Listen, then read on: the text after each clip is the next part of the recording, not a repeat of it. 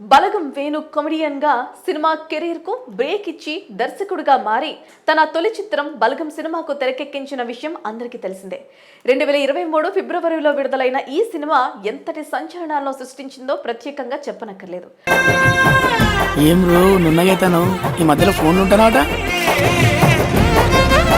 తెలంగాణ నేపథ్యంలో ఒక ఇంట్లో చావు చోటు చేసుకుంటే 11 రోజుల పాటు కుటుంబ సభ్యుల మధ్య చోటు చేసుకునే వివిధ రకాల సంఘటనలను, భావోద్వేగాలను రంగరించి అద్భుతమైన స్క్రీన్ ప్లే పాటలతో తెలంగాణ భాష సాంప్రదాయాల్ని సహజ సిద్ధంగా కళ్ళకు కట్టినట్టు చూపించాడు దర్శకుడు వేణు. ఒక రకంగా చెప్పాలంటే ఎన్నో సినిమాలు తీసిన పరిపక్వత గల దర్శకుడని ఈ సినిమాతో అనిపించుకున్నాడు వేణు. ఇక ఈ సినిమా ఇచ్చిన ఫలితం గురించి ప్రత్యేకంగా చెప్పనక్కర్లేదు. ఇన్నేళ్లకు అల్లుడు ఇంటికి వస్తే ఎట్లా మసులుకోవనో గబ్బోరని తెలిసినంత కూడా బాడు కావడం తెలియదు. ఇట్లా మర్యాద లేని వాళ్ళ ఇంట్లో ఉంటే నా ఇజ్జత్ కూడా పోతుంది. ఎన్నో కుటుంబాలు ఎంతో కాలం విడిపోయి మళ్ళీ కలుసుకున్నారు. ప్రతి ఊర్లో తెరలు కట్టి ఈ సినిమాని ఎగబడి చూశారు. తెలుగు అవార్డు ఫంక్షన్స్ లో కూడా ఈ సినిమా తన సత్తా చాటింది. కేవలం జాతీయ అవార్డు మాత్రమే ఈ సినిమాకి రావాల్సి ఉంది.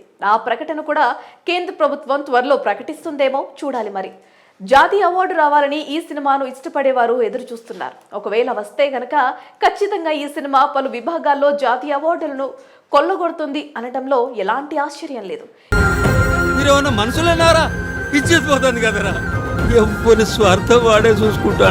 ఇదిలా ఉంటే వేణు తన రెండవ చిత్రం ఎల్లమ్మ కోసం అన్ని సన్నాహాలు చేసుకున్నారు.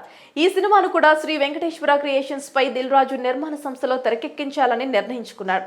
ఇందుకు గాను ఇప్పటికే ఈ సినిమా కథ చర్చలు, ప్రీ ప్రొడక్షన్ పనులు అన్ని పూర్తి చేసుకుని షూట్ మొదలు పెట్టడానికి సిద్ధంగా ఉంది. మరి ఈ సినిమాలో హీరోగా నితిన్ ఫిక్స్ అయ్యారు.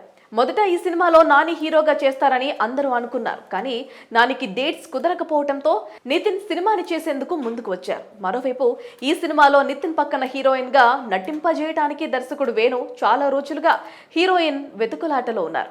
మరి ఈ నేపథ్యంలో ఈ సినిమా కథను హీరోయిన్ సాయి పల్లవికి వినిపించగా ఆమె ఇందులో నటించడానికి ఓకే చెప్పినట్లుగా వార్తలు వస్తున్నాయి. ముఖ్యంగా ఈ సినిమాకి ఆమె ఓకే చెప్పడానికి ఇందులో ఆమెది చాలా బలమైన పాత్రని, సినిమాకి మెయిన్ పిల్లర్ గా తన పాత్ర ఉండబోతుందని సమాచారం. వేణు సాయి పల్లవికి ఆ పాత్రను వినిపించగానే తనకు బాగా నచ్చిందని, ఖచ్చితంగా చేస్తానని మాట ఇచ్చినట్లుగా తెలుస్తోంది.